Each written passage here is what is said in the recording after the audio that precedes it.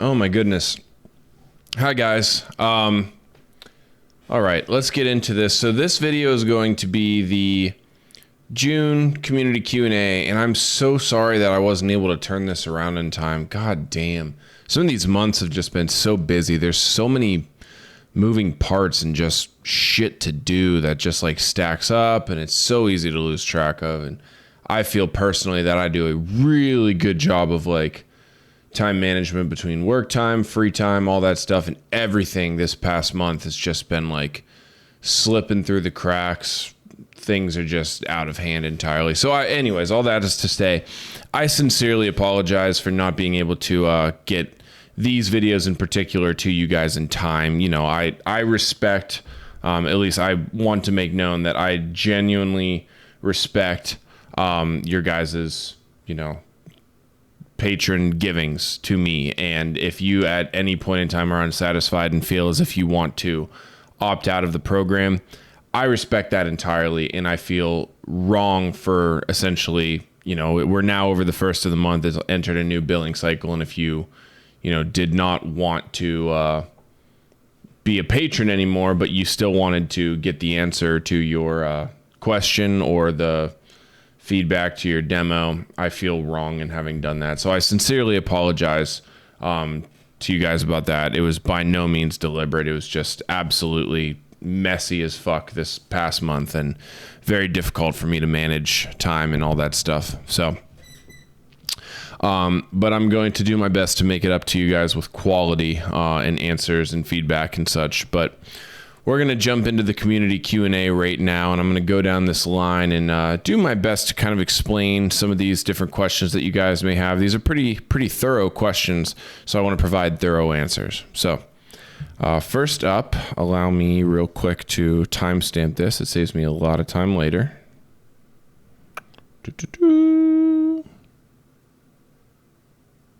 We have 2:20. All right, Lorenzo, you're up first. Your question is, hi coach, I'm curious about the process of creating the various levels of sounds you use for your chords. What would you recommend to make more clean and interesting chords? So really good question, and the answer might be more simple than you may be expecting. But to give you an answer outright before I even demonstrate exactly how I would do this, the answer is layers. The more layers that you use, the more the larger your chords are going to sound in the first place. Also, the more character it's going to feel as if they have, because different sounds have different sonic properties. And these different sonic properties, when added up against each other, are going to produce very unique sounds. So the way that, let's say that I'm making like a chord stack right here. First of all, let me just go get like a chord progression. Yeah, let's do this guy right here. And what I'm going to do is I'm going to grab a serum to start. Let me check my levels real quick. Yeah, we look like we're good. Grab a serum to start.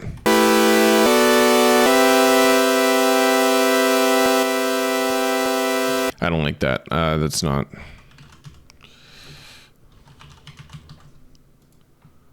Let's try this guy.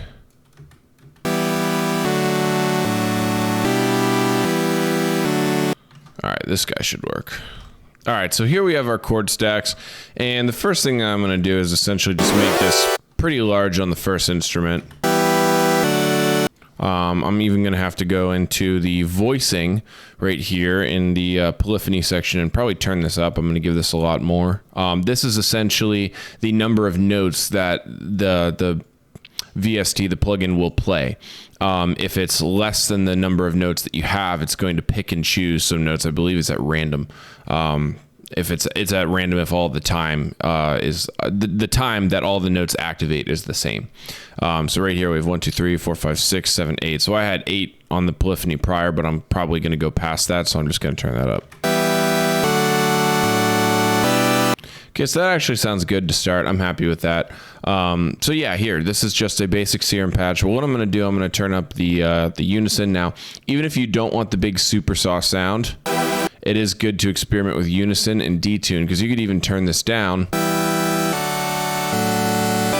And this unison right here is essentially adding more voices to each individual note. So you're getting a lot of voices going at the same time here by having all these different notes as well as this much unison, okay?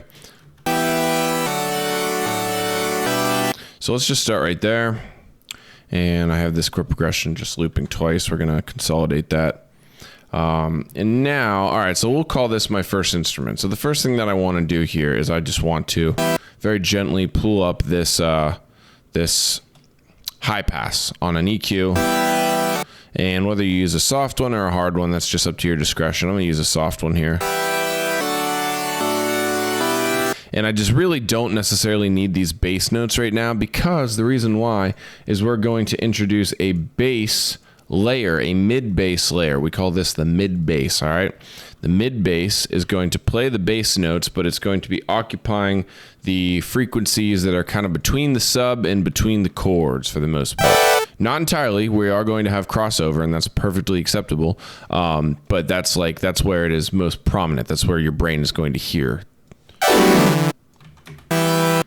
So right here, we gotta go a little bit lower. Not that low. All right, that works. And let's just make this a little bit of a more interesting patch here. So we're just gonna go like this. I'll do an FM from B, why not? Let's grab another wavetable, turn that guy up. It's a little bit more of an interesting sound here. And then I might even grab OTT. I'll probably get an OTT on the other chord progression as well.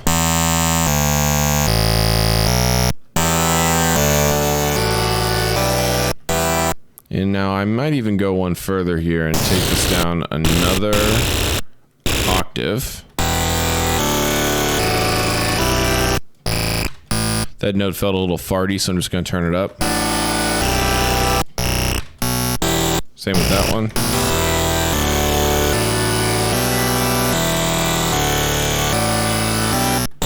Now I can even try the fifth here. So what I could do here is go 1, 2, 3, 4, 5.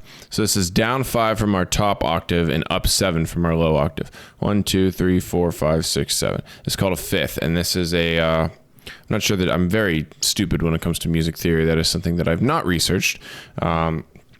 But I do know enough about that it is, I think it's like a perfect harmonic or something like that. But this, it's too low, so it's clashing with the other notes. So let's try this. Up an octave. And then we'll just do one more of these guys.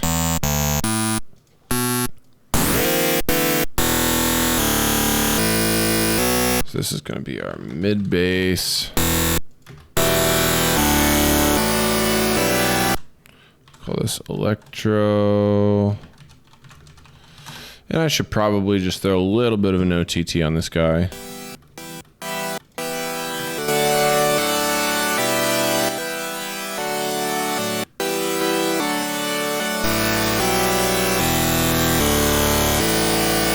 All right, now this mid bass guy right here, I'm going to EQ him as well. I'll pull it somewhere between like 100 and 200. And that depends a lot on just the other sound that you're going to introduce regarding like sub bass. But it also depends on what key you're playing, because different notes have different frequencies. And if you are in a key of E, you might have to EQ some of your sounds a little bit differently than if you were in the key of A, because A is a higher note than E. So you may have to pull those EQs up a little bit more. Let's now add a sub bass. I'm going to duplicate and pull down this guy because he's here and he's easy. So let's grab this MIDI clip right here and get rid of all this shit except for the lowest note. And that's too low.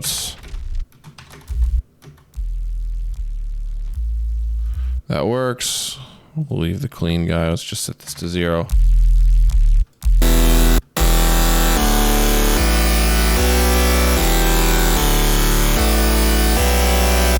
All right, sounding good.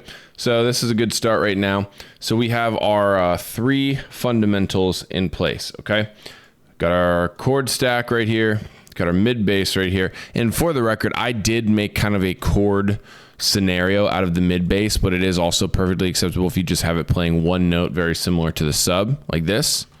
That's perfectly acceptable. I just went a little bit deeper with it right there. In fact, I am also going to add another layer to the mid bass. I'm gonna add another layer to everything. I'm gonna add multiple layers for the sake of this demonstration, but we're gonna start with the mid bass. So I just have here. Let's go into crank sound presets. There we go. Let's do Ableton only. Use with one note, and we'll do. I don't know if any of these are good for basses. Let's try a third party. Use with one note. Fardo bass. Let's see what Fardo bass sounds like.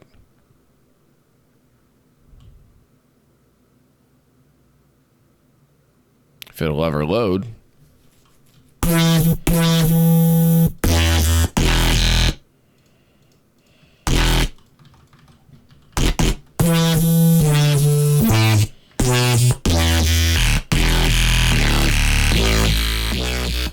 I'll do the same EQ treatment over here.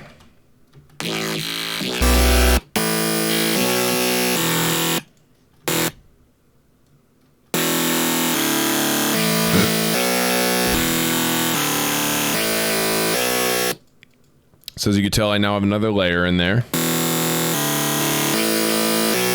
Nice, and that definitely fattens it up quite a bit.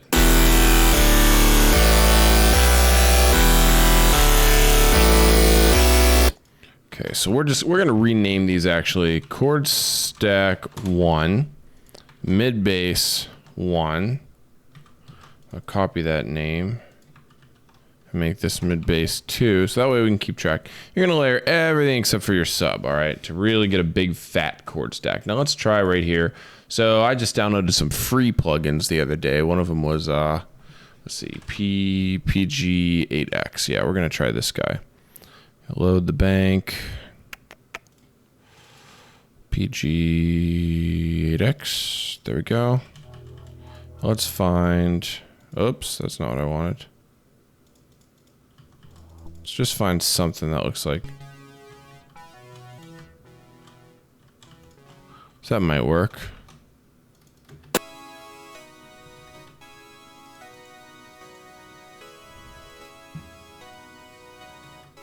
Oh, wrong.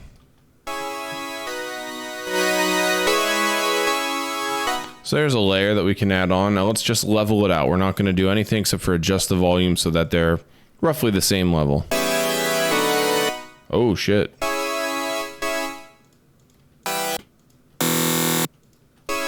So this, for whatever reason. Huh. Why is it up? It's playing a note higher than it's supposed to.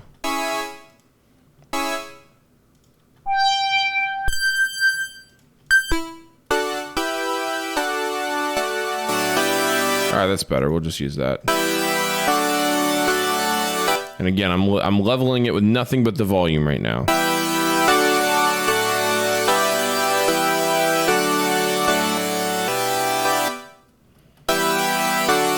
Sounds good. Let's do the same thing. Again, let's find another preset to add to it.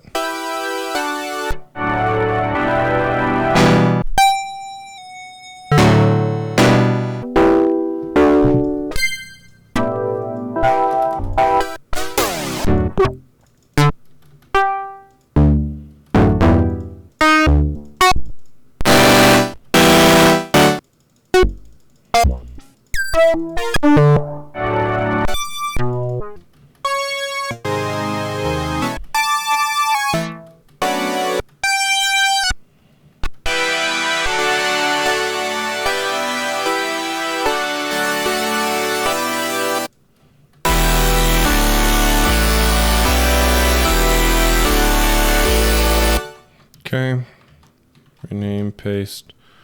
Let's do chord stack 2 and one more. Chord stack 3.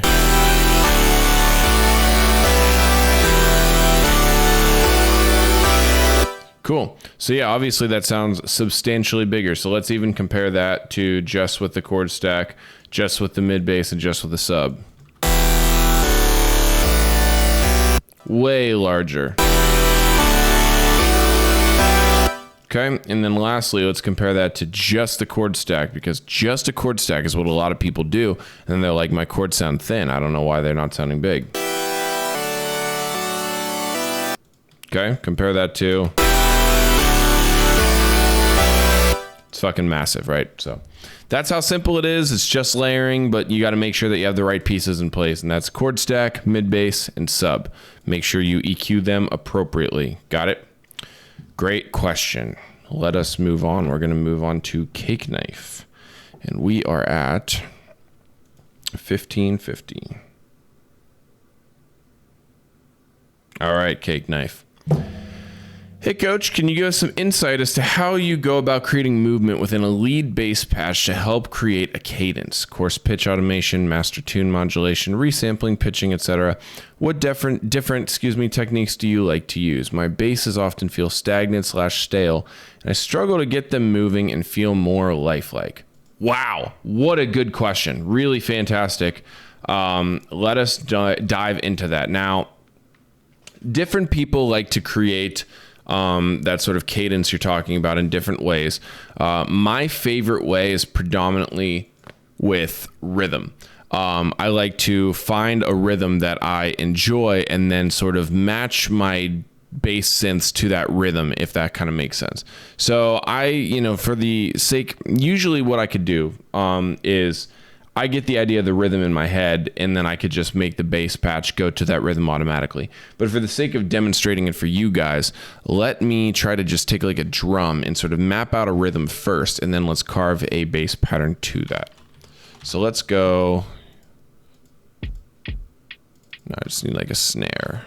Let's go one of these.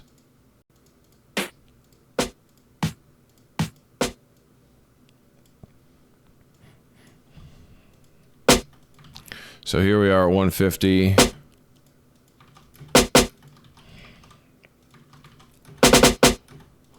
Let's just do.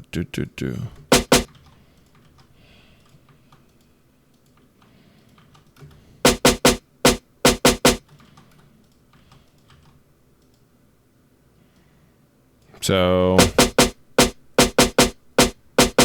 it's really not too bad. That's pretty generic, but if you wanted to get even crazier, we could go.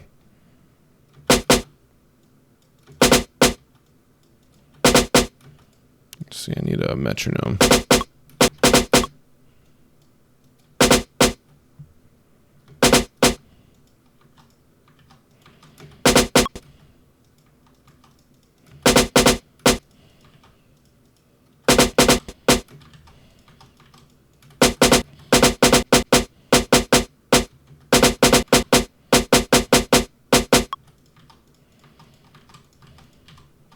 Okay, so right there.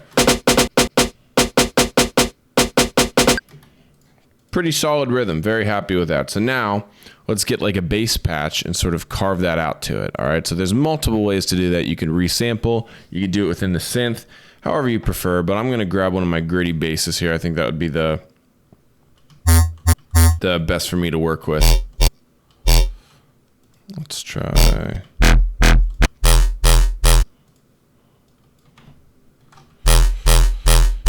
We're just going to mostly work with just notes right off the rip, and then we're going to go in and adjust from there.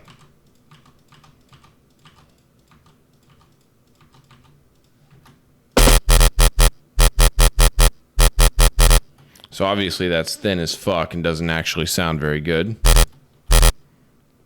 So the main thing that we need to do here is make these notes longer.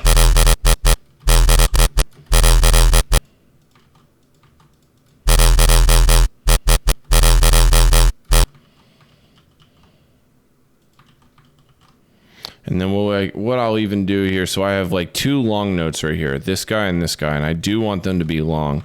So I'm going to duplicate the patch just for these long guys and go like this. I'm going to consolidate them here, make them long. but I really want to stretch them out, so I'm going to turn the rate down.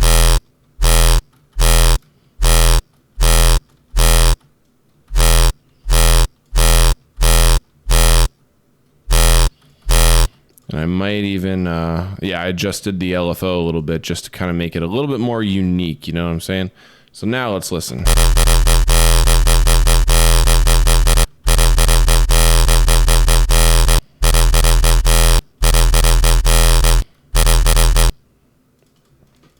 Cool. Now from here, you know, there's a lot of different directions that we can go. We could start layering sounds on top of it, right? To sort of build extra rhythm. You know, have complementary rhythms such as, I'm a big fan of like, so we have our complex rhythm, and then we also do like a, let's try one of these here. Let's just go.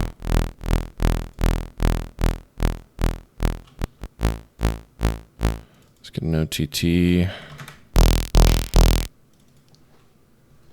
Peach, did you eat that plastic? I'll beat your ass. For the record, I would not actually beat his ass. I love him to death. Okay.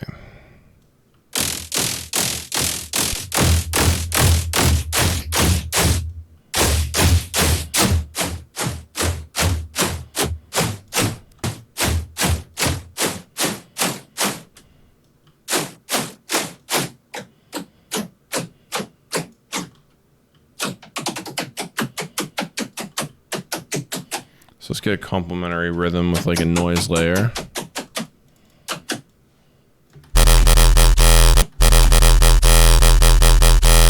So I did not realize that guy's like blowing out. This one probably would sound better at a lower tempo.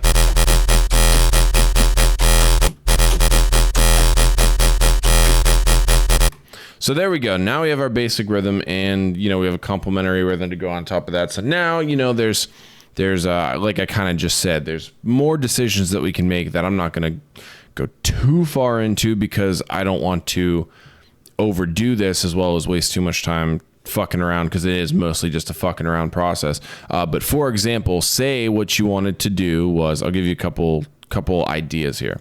So let us say we wanted to introduce some pitch bend. So we can go like this on some of these notes.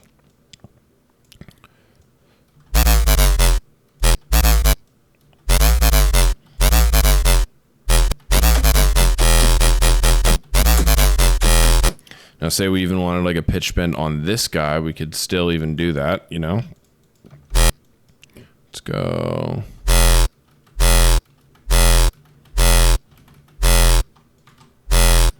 Also, I forgot to put on the gritty bass rack. That would probably make the sound a little bit better. Not that it's essential. We're doing this for demonstration purposes. But let's throw that on just because.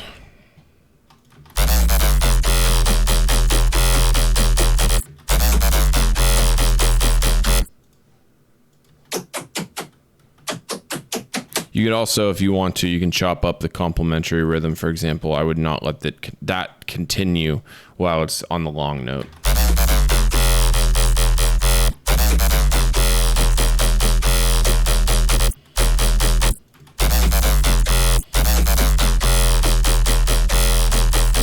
So yeah, that's just like a really quick example, but that is most of the time sort of representative of how I do my process, like internally in my head, in order to get like a rhythm and a cadence and a flow.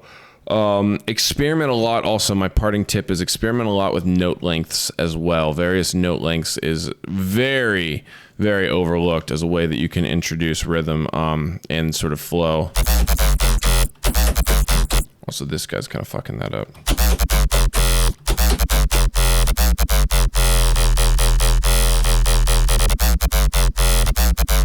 So obviously a pretty dramatic change in the flow from the longer notes to this. So anyways, yeah, hopefully that's insightful enough for you. But yeah, that's pretty much it. That's getting into sort of the rhythm and cadence that you're looking for. Let us...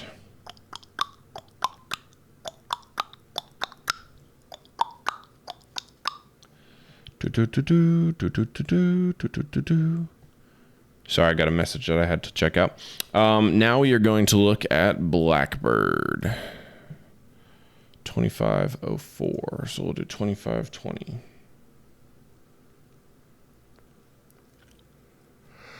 All right. I just knew I was going to have to yawn. All right, Blackbird Music. Your question is, hey, coach, what is your process for sound design for newer bro step, dubstep / heavy basses? Would love to see a more in-depth video on your creative process. For me, I don't have an issue making dope sounds, as then coming up with an idea or pattern, making the sounds fit together well, can sometimes be challenging. I'm a huge fan of from start to finish videos where we can watch your process. Also more in-depth videos on how you would and could go about using your racks in your start to finish video. Okay, great stuff here. So this is all kind of, I won't give you like a, I'm not going to jump into Ableton for this question, simply because I kind of, for most of it, I kind of just did. And I'll give you a summary of that. I encourage you to watch my answer that I just gave to Cakeknife just before I started answering your question. But in regards to the first part, you said, for me, I don't have an issue making dope sounds. That's fantastic. That's obviously the more difficult starting point. Saying it's more challenging to come up with an idea or pattern. Excuse me, piece of parsley. Making the sounds fit together well can sometimes be challenging. Yeah, absolutely. Again, the way that I kind of just like explained to Cakeknife is using, a very easy way that you could do this is you can use like a very basic like snare drum in order to create like a basic rhythm. And then from that rhythm, you can, go ahead and jump into some sounds. And with these sounds, you can essentially carve out what is going to be your bass line for your track. So what I just showed him was, I made that snare pattern, and then I was like, well, I want to turn that into a bass line. So I made this just by mimicking that snare pattern.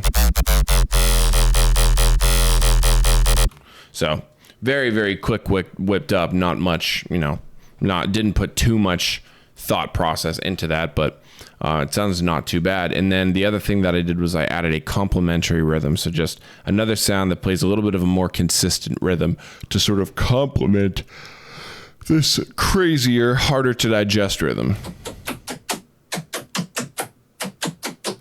And you could even do, another one very similar to this. You could do a slower one where it would sound more like...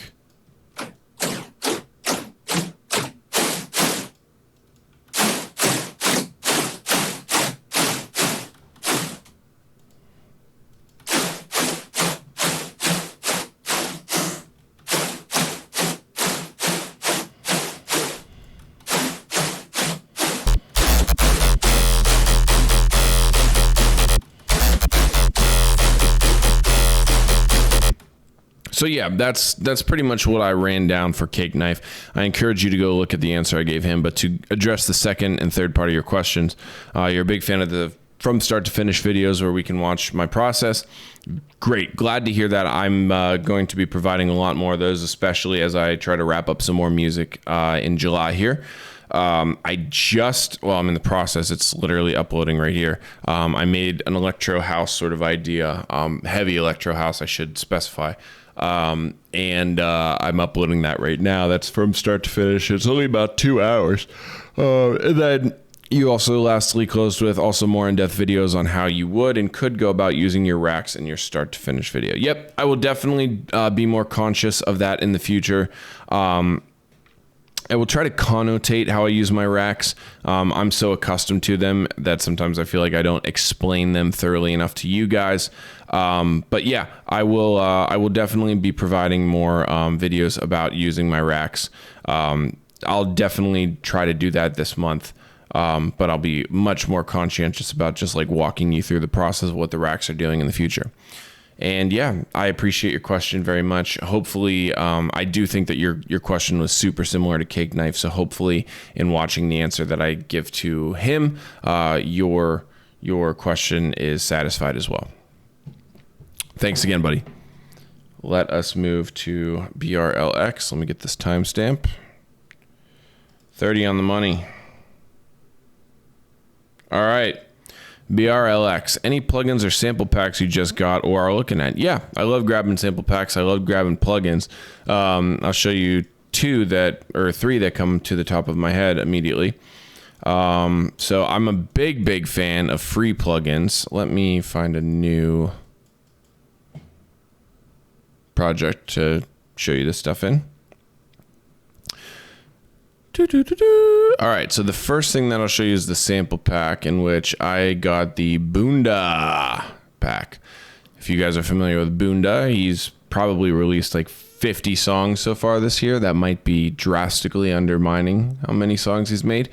But he was selling a sample pack for $10, and I'm like, all right, like I'm sure there's one or two samples that I can use in here, and I'd be more than happy to support this absolute freak of an artist. And yeah, a lot of these sounds are great for layers and stuff. I wouldn't just like outright use them, maybe for like fills or like details, but like I wouldn't use them for lead sounds personally, just because like they're very specific to like Boonda sound, not necessarily like sound that I have. It would be just like too plagiaristic in my opinion, but I'll preview some of them.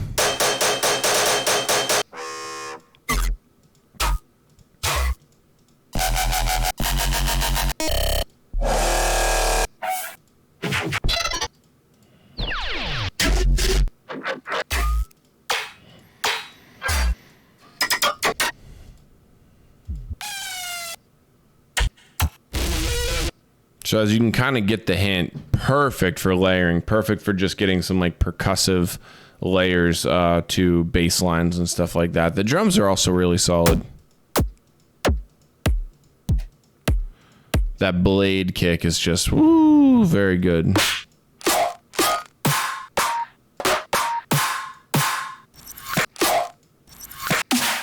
The snares are very good too. Some of them are a little bit blown out for my preference, just me personally. Very good if like you're into like very heavy dubstep. I like to keep my snares a little bit cleaner, but there's still a handful of really clean ones in there. And then yeah, some loops and stuff. I haven't really looked at those too much, but it was only, I think it was $10. It was like either 10 or $15. I'm like, absolutely, I'll support this artist and see if I can't get some layer sounds. So I got that. And then in regards to plugins, these are free plugins, but I'm a big fan of free plugins. PG8X. So this is a virtual synthesizer. I went on a hunt for like 80s synthesizers the other evening, and I found this guy and another one and another one that I have on my Mac but not on my PC. I'll show you this guy real quick. So you have to load a sound bank. Apparently there's like a fuck ton of free sound banks online. I only have this one so far, but it's really not too bad. Let's see. It's very quiet. I gotta get a utility on here.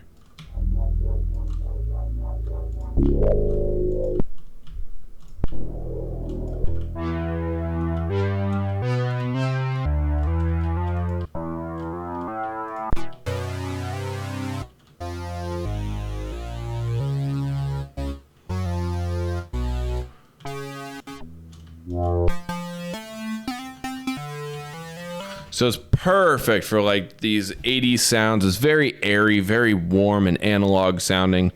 And the presets, I mean, even just in this one free pack that I have, are delicious. They're very, Stranger Things-esque, 80s sounding, retro, and I'm a massive fan of those sounds. Can't get enough. So I'm so happy with this plugin. It's completely free. Costs $0, but I would have paid $100 for it. So let us move to the next one, which is Dext. Dext is pretty interesting, I'll fucking tell you. So you load these carts, essentially, is what they are. There's all these different carts that have different, essentially, presets. And then you click on the preset.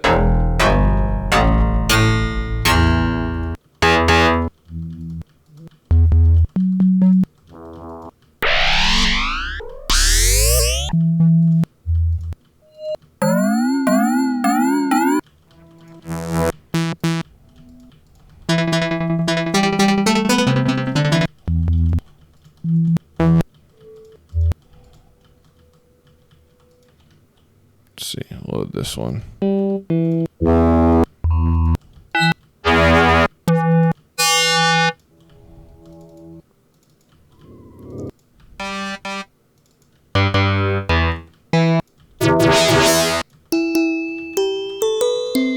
There's just so many, a lot of really good like keys and almost like percussive synth sounds, all this stuff, and it's completely free, and you get all this. It's just, there's so many sounds here that are great for just like starting ideas, and that is like, to me personally, the most invaluable thing. If you can hear a sound and immediately get an idea, it's just an invaluable tool, and that's exactly what this is. I haven't really wrote anything from scratch with it yet, but I'm so excited to, because I just feel like I could essentially just like grab a preset, make like a fucking melody or a layer, grab another preset, make a chord, grab another preset, make a bass, and just like make a whole ass like song that sounds very unique just from like randomly selected instances of this plugin.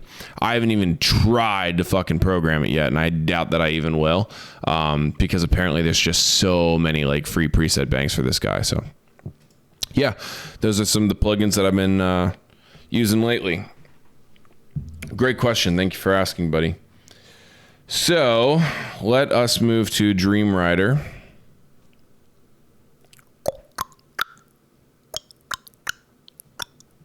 Let me get the timestamp.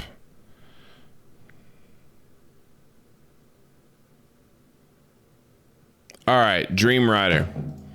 So you asked, hey coach, I'm having trouble with automatic sidechain guy. For context, I have 3 different groups all routed to my master. Group 1 is drums, group 2 is not drop stuff, group 3 is drop stuff. Sounds good. I have the sidechain routed on group 2 and 3 coming from my kick and snare from the drums, as you explained with the external instrument. Now the sidechain automatically ducks at the start of the song or whenever it turns on for the first time, even if there's no drums where it is ducking, and I cannot figure out the issue. Am I doing something wrong? Could you explain the proper way to use it? Because while I was testing it out, it was amazing. And I know sidechain, is essential. Thanks, coach. Yeah, so, all right. So the sidechain, all right. Let me dial one back real quick. Automatic sidechain guy is great. Serum FX is not so great. It is very problematic. I found this doing collabs, one-on-one mentoring sessions, all this stuff. It just tends to be very, very flaky. So what I'm going to do is I'm going to show you how I have it set up, so that ideally you can kind of just take it, and if you need to reconstruct it, you can reconstruct it, save it in your own project, and then from there it should be good. So long story short, let's jump into the send. First things first. So make sure that you have an external instrument like you said you do, and you have it going to the proper group up here in the MIDI 2 section, and then underneath you pick, if you have multiple Serum FX instances in your automatic sidechain guy, which I would recommend because I would program the snare a little bit differently, make sure you have kick and then snare. Okay, pick the one for each respectively. Now let's go down to the automatic sidechain guy and look at this. All right, we open Serum FX, and this is what it looks like. Okay, so it's actually very, very straightforward. All right, it uses X Shaper. Okay, so all this stuff is off, and essentially all that X Shaper is doing, make sure you turn your drive all the way up. X Shaper is essentially ducking the volume ducking the volume whenever the sidechain is triggered, and then not ducking the volume when it is, not triggered. So essentially, like as soon as it's triggered, as you can see, it's just jumping straight through. Now, I have note latch on, and I can't remember why I did that. I'm not super familiar with why that is there, so I can't say whether or not you need that, but seeing that I have it on, I would recommend it. So again, I am activating my MIDI device right here, and as you can see, it is going on the sidechain right here. So I have it set to envelope, not trigger, because if you set it to trigger, it'll just keep fucking going. Envelope makes it so that it's just one and done, right? And again, we pick X Shaper right here, and what we're going to do is we are going to set the LFO to go like this, essentially. We want it to be all the way over here and then pull all the way back to -100. And that is going to make it so that it ducks when the kick hits, and then the sound comes back right after. For your shape, I have mine set to 1 hertz right here. And then it just basically looks like this. It essentially just very gently curves up and into like this very first grid line. It's like 1, 2, 3, 4. It's just right there. That's where it is. And I just have like a very gentle curve built out of this with a second. with a second point. But you can really experiment with how you have that. I mean, you could very easily just go like this if you wanted to. Found it's not quite deep enough, you could deepen it a little bit more if you wanted to. You can go like that. You can experiment with shapes. That's like half the beauty of it, right? But once again, I have mine set to anchor, 1 hertz, and then note latches on. All these parameters are off, and then that's how you set it up with the X Shaper. So I'd recommend trying to set it up yourself first, and seeing if it works that way. Further, with the snare one, let's look at that guy. So the only difference here is that it's a little bit of a different, whatchamacallit. Oh, also, hang on, I'm now realizing. Yeah, that's another parameter. I'll talk about that in a second here. Okay. Where was I? Yeah, we'll look at him in a second. So for the snare, it's just a little bit of a different LFO shape, but it's also routed to... What is routed to where? Is it the LFO2? Yeah. So LFO2 is routed to a filter just so that it... let me turn that speed back up. Just so that it kind of filters... Let me get a snare in here. It ducks and it also filters at the same time. So it's the same exact idea here. You can look at my settings and sort of just copy them if you need to. The last piece here that I forgot was the sidechain speed, which you can see right here. That is essential because you need to be able to adjust the sidechain speed. So I'm going to look at the kick one. And it looks like I have it set. So it's like 1 hertz right there is the baseline, and it goes all the way up to essentially where it just points like at the Z. And then all that I did was, what did I do? I went and I mapped it essentially so that I, right here, sidechain speed right there is mapped to, this, whatever you call it, the fucking knob, the macro knob. Sorry, my brain is like half toast today. And yeah, that's about it. But you want to make sure that you have that there because it is, it's very, very important. But yeah, more than likely the reason it's not working is because if you haven't opened it up and looked under the hood yet, I bet as soon as you do in CRMFX, it's going to say it's an older version. And yeah, that's my best guess. I'd recommend trying to set it up yourself. If you still have any issues with it, DM me and we'll try to work you through it because I definitely want to make sure that this works for you. But try this first and then we'll go from there. But good question. Glad that you asked it because I definitely want to make sure that you have that available at your disposal. Bloadfailed. You asked, yo, coach. Oh, I got to do my timestamp. Let's do 43:10.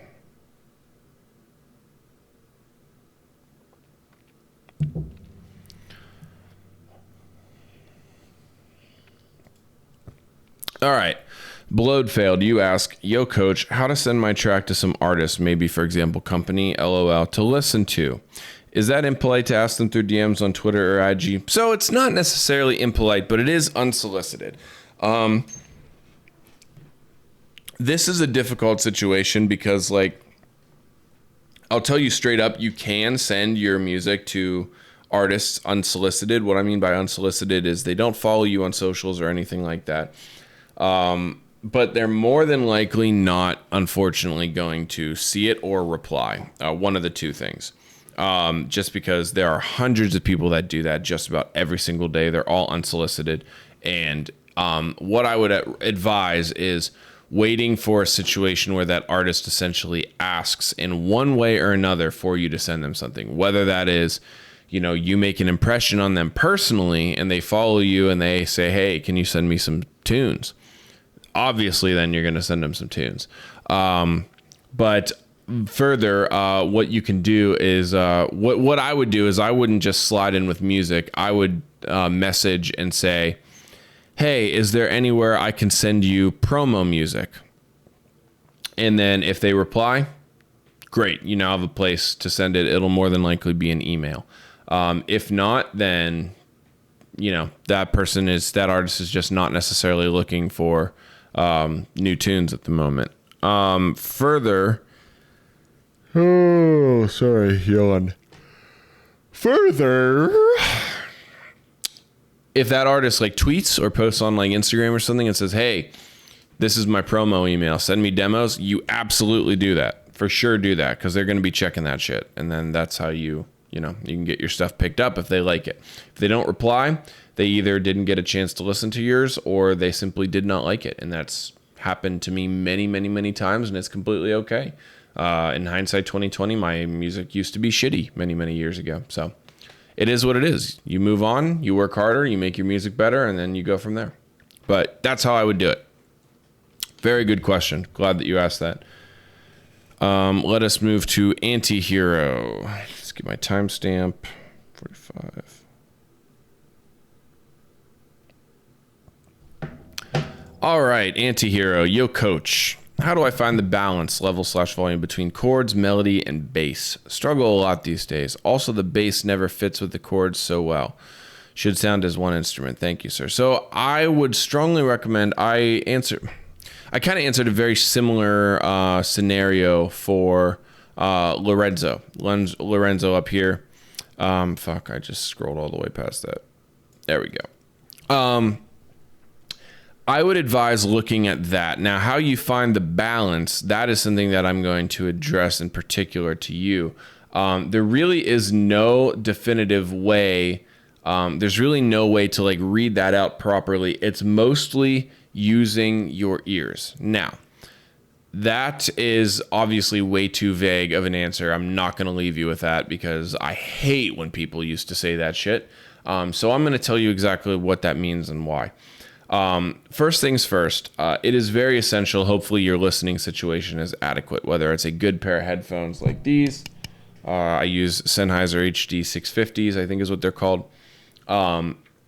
Or good studio monitors, proper studio monitors in a treated room. If you're not listening on an ideal listening situation, it can be very, very hard to interpret how these sounds are essentially working together or working against each other. Certain headphones that do not have flat frequency responses or monitors even give you a very inaccurate representation of the sound, and that is no good. That is not what we want to have. So again, to start, make sure you're listening on an appropriate listening environment. That is the first step to being able to make these decisions, okay? Now, finding the balance is essentially 100% your preference. You want to be able to level them out with your ears to where they all sound, all right. So, well, individually, okay. The chords should be kind of in the background to the melody. The melody should be in front of the chords, but not so much that you can barely hear the chords. Again, this is still subjective, but you do want the chords to be more prominent than the I'm sorry. I'm so sorry. You want the melody to be more prominent than the chords. The chords are more of a background instrument. The melody that's what is attracting the listener. That is what is hooking the listener. That needs to be more prominent, okay? So your chords should not be drowning out their melody. What I would do is I would adjust the volume of your melody until I would take it down as much as you possibly can until it's almost entirely drowned out by the chords, and then start gently pulling it up where it's at a point where it sounds like it's kind of cutting through, but it's not quite there yet. Take it up another 2 or 3 decibels, and then you should be good to go. Okay. For the bass, all right, the bass is going to sit underneath the chords. Okay. You want to make sure that you have your chords properly EQ'd, like I just showed Lorenzo up here.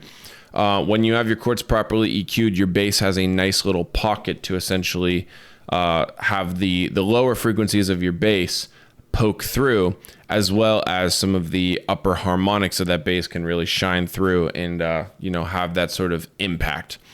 So in regards to how loud the bass should be, it should be about as loud as the chords, but it's a very similar situation. You want to essentially lower the level of your bass until it's like almost buried by your chords, and then slowly bring it up. It's not a focal point, but you want to be able to hear it, okay? When you can hear it, it's probably at a good level. I know this is not as direct as an answer as I wish I could give you, but it really is like the way to do it. It will take trial and error and experimentation, but it's kind of the basis of mixing. It's very valuable that you understand sort of the process that goes into this, because it will be very, very helpful for you down the road. So yeah. And then lastly, you said also the bass never fits with the chords very well. Should sound as one instrument. Yeah, I get that entirely. And that's kind of like what I was just saying. You want the bass to sit under the chords, but ever so gently. It should be also very prominent to you while you're listening to it. And then the melody should be on top of both of them. So use that trick that I gave you where you dial it down and then you gently lift it up so that it works past the chords and the bass. But yeah, that's kind of the best answer that I have. I really wish that I could give you a better one, but that really is the real legitimate answer, and there's not really any like tips or tricks to kind of work around that. Again, go look at Lorenzo, please. I guarantee it'll help you at least a little bit, because I did exactly the process you're asking about live in real time, and it only took about like 10 minutes. So you should be able to see how I did it and be able to derive some help from there. Thanks, Antihero. I appreciate your question. All right, we're going to move down to Jarrod. We got 51. We'll do 5130.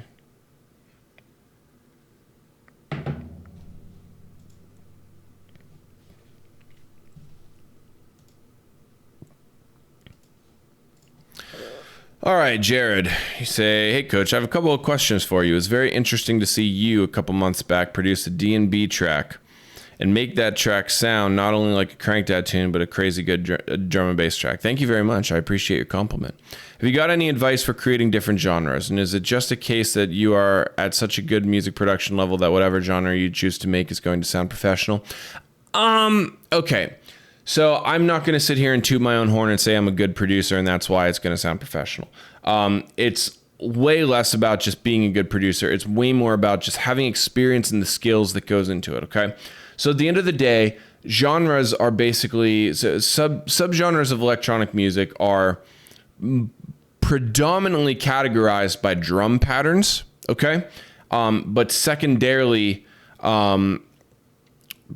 categorized by the sounds that they utilize. In regards to that drum and bass track that I did, the only real difference between that track and most of the other tracks that I make was that the tempo and the drum pattern were different than like what I usually work at. I usually work at like 150 or 128, and that was, I think it was like 165 or something like that. So the thing is that I know how drum and bass drum patterns work, and because of that, it was essentially the same exact thing as making a track in a lesser tempo, but with a different drum pattern and a faster tempo. And then all of the same other principles still apply. So all of the same fundamentals of mixing, sound design, all that stuff. It's still the exact same. All the tools that I use, all the samples that I use, all of everything is the exact same. The only difference is the drum pattern really and the tempo. I didn't even use real drum and bass sounds for this. I just used the same sounds that I usually would. So it's less about me being at such a good level of music production and more just vast amounts of experience that I've had over the years in, making songs at different tempos and stuff like that, and understanding how different drum patterns work. That just allowed me to jump into that and be like, all right, I can make a drum and bass track today. Hopefully that kind of makes sense. But it is something that just sort of comes with time and also experimentation. It is one thing that I can say, if there's anything that I ever did right in my journey in making music, I always experimented in different genres. Always, always, always. There's a lot of guys nowadays that really can only make like, maybe dubstep or rhythm or like whatever, but then they can't really figure out how to make any other genre because they really only know how to do what they know how to do. This is why the importance of experimenting and playing with different genres, different tempos, whatever, is very important, so that you kind of develop that idea in your head of how to navigate that sound. It's very transversable. You can take it from one genre to the next, one song to the next, one style to the next, and you still understand how everything works. So hopefully that makes sense to you. Again, I want to say it's way less of just being at a good music production level and way more just about like having good, strong experience and the different facets of making music between mixing, sound design, and just understanding how drum patterns and tempo work. That's really about it, because everything else that I did in that track is no different than any other track. Your second part of your question is, what the fuck? Sorry. It was also very interesting to watch your video about Blender this month, and you talk about the tutorials you followed to learn Blender and acquire the skills you have today. I was wondering if you have any advice or tips on how to maximize the value from YouTube, Patreon, or other tutorial for music production in Blender. Are you taking notes on paper, following what the teacher is doing on your computer, just watching them, making what they did in the tutorial in your own way immediately after, etc.? Any further advice to get the most out of your tutorials here? Really good question. Very mature, sort of thought out, fleshed out question. I'll give my 2 cents when it comes to 3D, because that is something that I've more recently been a student in. Music was a little bit of a different situation, because when I got started in music, the resources were pretty dog shit, not gonna lie. They were not nearly as prolific as they are now. I feel very glad for the producers of today trying to get into electronic music, because they have so many resources to just be able to figure out how to do things the right way the first time. So what I would say is, so first of all, how to get the most out of my tutorials here. So I have, a number of different pieces of content here between, like the workshops where it's just me working on something for an extended period of time until it's essentially done. I also have like very brief tutorials on how to do certain things or use certain tools. That is essentially up to you to interpret based on your strengths and weaknesses, right? So if you sit here and you say, I'm not as proficient in making drops as I wish I was. I'm great at writing intros, but I'm not so great at writing drops or sound design or whatever it may be. Then I would take it upon yourself to be like, okay, what I can do is really just dive in to that aspect of what the Patreon is providing. And in doing that, you'll be able to sort of foster that skill. Now, whether it's conscious or even subconscious, you'll find that us as humans, we're very capable of subconscious learning and exposure learning. The more that we're exposed to something and the more that we kind of just see it being done by people that know more than us, we pick up on things, whether we are aware of them or not. So working with people that are of much, much higher skills than you are is very, very important, just because you're going to pick up a lot of little bits and pieces that will transform your abilities entirely. So when it comes to my content, I would just say digest as much of it as you can where it is applicable. I know that there's probably more to digest than, you feasibly can, right? It's like, I really don't expect anybody to sit through a 2-hour workshop video, but I do expect somebody that is struggling with making drops to sit through maybe the 1 hour that I spend on mocking up the drop, right? That is time well spent, right? That is time that will directly help your personal process. When it comes to other, YouTube tutorials, Patreon tutorials, whatever it may be, it's kind of the same thing. You need to figure out what your strengths and weaknesses are. Maybe it's something where you literally go and categorize that on pen and paper, and you write down, okay, how good do I feel I am at this, and this? Say songwriting, sound design, mixing and mastering, all those different areas, writing speed, writing things quickly, right? Figure out how good you are at each of those things, and maybe give it like a number assignment. So 1 through 10, maybe you're like a 4 at sound design, maybe you're like a 7 at songwriting, and then kind of take it from there and look at music production as if you're like leveling up in a video game. Study the stuff that you want to get better at so that you can be more universally rounded as a producer. So look up tutorials in regards to sound design if your sound design is struggling, right? Look up tutorials on songwriting if your songwriting is struggling, and just try to pay attention as much as you can. I know that's kind of like too much of a cookie cutter answer, so I feel a little bit bad offering you that, but it really is true. That is definitely the best way to navigate it, is identify your weaknesses or what you want to be proficient in the most, and then really, really attach onto that. Obviously, nurture the other facets as you go, but focus on your weaknesses and build those up. And that is, if you attack those things head on, you will become a better producer very, very quickly. Always a pleasure, Jarrod. Thank you so much for asking your questions. Very excited to hear what you got for next month. Let us move to, let's see, we'll go 10020. All right.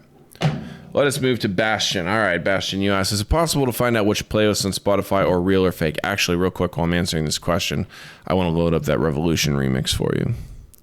So we're going to go Projects 2021, Revolution, fuck. There it is. Let's do that one. All right. Say, is it possible to find out which playlists on Spotify are real or fake? One of my tracks is on a playlist which I paid for $20, and I'm not sure if it's just a scam or real. So I would say to all of you guys, I really cannot recommend paying for playlisting on Spotify for multiple reasons. One, because of what you just told me is completely correct. It is very difficult to figure out whether or not it is a scam or whether it is legit. Secondly, the discovery rate on Spotify is not very, very high for situations like that. You're more than likely not. So you may score some listeners, you may score some streams, people that randomly come across your track and in whatever listening their environment they're listening to it in, they may be, contributing to a stream, whether that's listening to 30 seconds or whatever the stipulation is. So yes, you may get more streams, but the more important question is how many fans are you going to be scoring from getting your stuff playlisted on Spotify? And the number is very, very few. That is not the most intuitive way to score fans. Other social medias are much better at scoring new fans and making impressions on new people. SoundCloud is tremendously better at that. Twitter and Instagram tremendously better at that. And it just there's really no cheat code. It all takes a lot of time. And Spotify playlists, though, especially the novice, private, non-Spotify publication playlist, is very, very unlikely to make a very strong impression with your music, especially for $20. I've seen some of these playlists. The only playlists that I've seen that may or may not have even been somewhat worthwhile have cost borderline thousands of dollars. And even then, it's still not worth it, because that's just such a non-worth it price to pay to just get your song playlisted.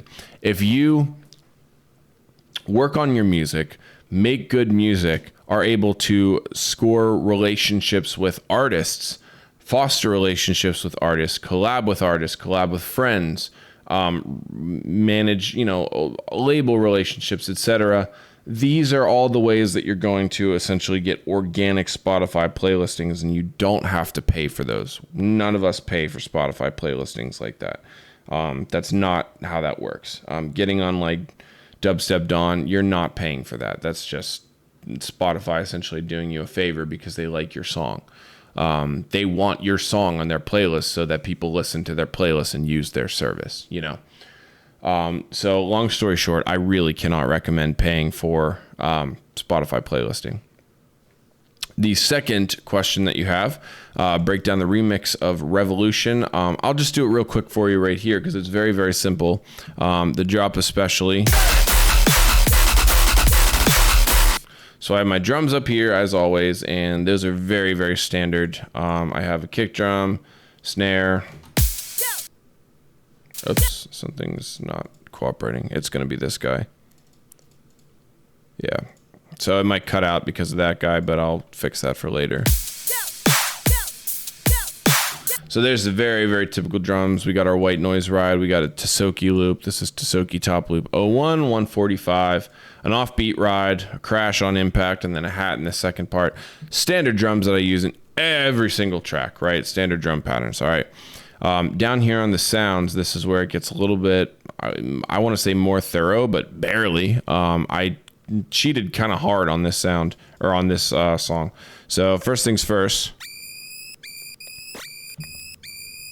there's that serum patch. Now what this is, that's just like a siren. And all that it is essentially both oscillators, one octave 0, one octave -1.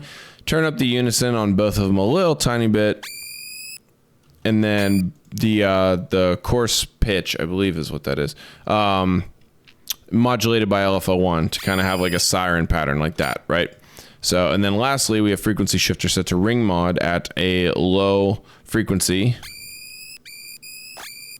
And that kind of gives it that choppy feel, okay? That's the siren. That's in the background. You're not really hearing that too up front. Now, we got the Ray synth right here. So this is one of the stems.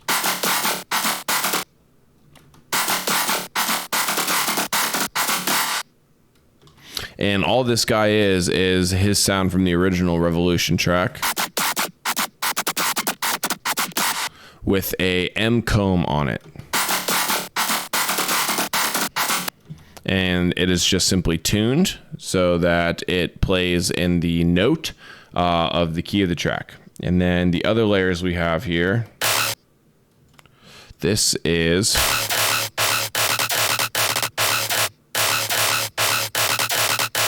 I do not remember how I made that chop, to be completely honest with you. I'm really not sure. I forget, and I'm kind of kicking myself over that. It's a freeze and flatten, but I want to say I made almost everything from the stems that I was just given, so I really didn't do much sound designing here. I was just chopping shit up and layering it. This guy. This is the exact same as this layer up here, except it doesn't have the M comb on it, and instead it's set to a very high frequency ring mod, and then I have cranked at make less shitty on it. That's what this guy is right there. Just gonna give it that smooth, airy sound, right? Screech laser. That's essentially just playing the same exact rhythm as the main synth is, but it's just another layer. Again, just it's less important of what the layer is and more important that it is just a layer. And then lastly, we got that Wompy guy, and this is one of my presets that I've already given to you guys many months ago. It's Punisher 2 is what it's called. It's in Serum October pack. And that's literally all the sounds, then it's just the sub. So these sounds together.